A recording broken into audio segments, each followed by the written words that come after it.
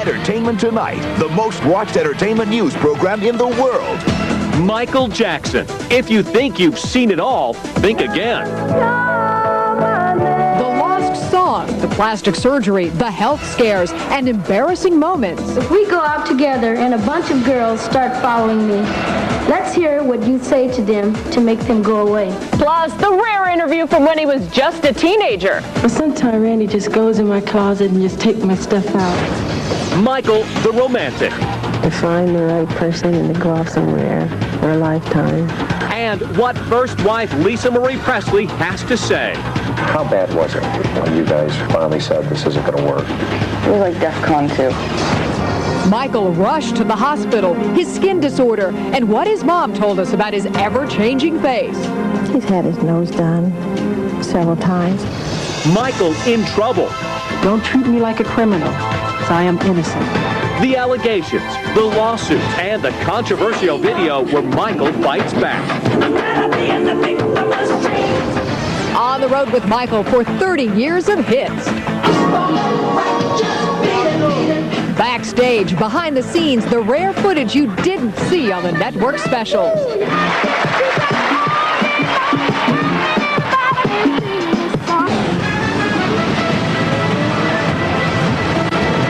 Michael Jackson is making headlines again. Hi, everyone. I'm Mark Steiner. And I'm Jan Carl.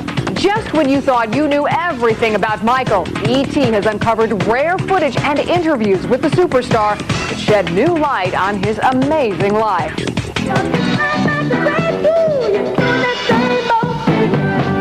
It was 1971. 13-year-old Michael and his brothers were on top of the world. The Jackson 5 had already notched 4 #1 hits, including this one, The Love You Save.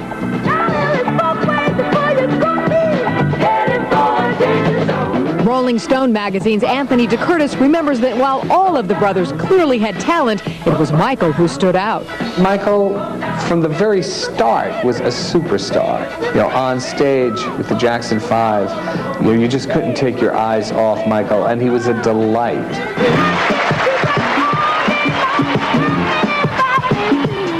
A year later, Michael made an appearance on The Dating Game, reruns of which can still be seen on the Game Show Network. He's the lead singer and the youngest member of the Jackson 5. He loves sketching and drawing, playing basketball and candy and bubble gum.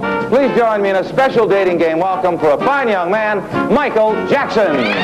He opened the show with Rockin' Robin from his first solo album. And then sat down to question his 3 potential dates. Number 1.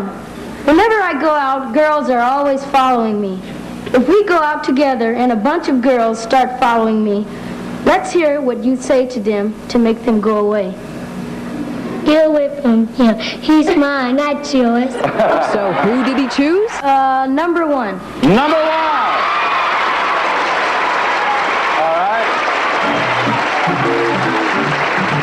Before he could remember, Michael was a star. Legendary LA DJ Charlie Tuna remembers when Michael dropped by his studio for a visit. He came over just all by himself. No bodyguards, no entourage or anything else. He was a teenager, about 15, 16 years old. He was just one of these kids where, typical teenager, giggled a lot during the interview. I asked him one time, I said, what would you be doing if you couldn't be a pop star? And he said, I think I'd be running track. But the price of fame was high. Michael missed out on the joys of a normal childhood. He and his brothers were driven hard to succeed by their father. Allegations surfaced later that Joseph Jackson beat his children, with Michael receiving the brunt of his abuse. Michael was in a very funny situation because on the one hand, he was an abused child. On the other hand, he was a superstar, so that in a sense, you know, Joseph could beat Michael as much as he wanted, but his whole livelihood was dependent on Michael. Michael would end up selling over 100 million albums as a member of the Jackson 5. In 1989, E.T. was with Michael as he returned to his 6th grade elementary school, one of the few places in his life he was able to just be a kid. He was a beautiful child, very sensitive, kind. I was not hip enough to really know what he was involved in at the time. We must all never forget that the children are our future, and without them, mankind would become extinct. A new auditorium was unveiled that day in Michael's honor.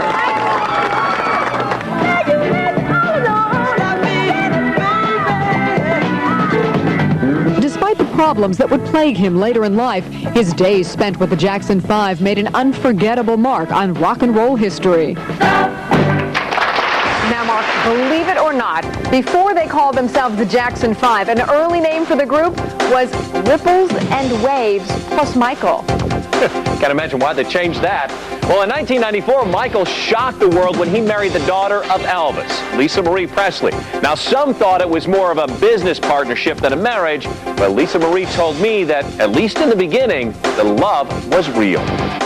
We're settling the rumors that you didn't marry Michael for the career. Why did you marry Michael then? I keep answering that. It didn't seem to get anywhere. So I fell in love with him. There was no subject that was off limits when I sat down with Lisa Marie several weeks ago. She was promoting her long-awaited first album, To Whom It May Concern. And for years, there had been tabloid speculation that Elvis's daughter had hooked up with Michael to get her singing career off the ground. I think it was once I got with Michael, I sort of started to get this rap of that I was doing things for some reason. That I was marrying him for a record deal, that I was a wannabe pop star. I wanted him to help me with the album. I wanted all these things. And if anybody knew me at all, they knew. And the people that do know that, I don't do that. I have no fronts for anything. I genuinely went into that for my own personal reasons. I had, for the record, no interest in recording or doing a record when I was married to Michael. I at the end of the relationship, when it started to really go down, I started writing again. Right. So. As a result of? Yeah, that's sort of how I was getting myself through that. How bad was it when you guys finally said this isn't going to work? It was like DEFCON 2. You know, in terms of the camps turning.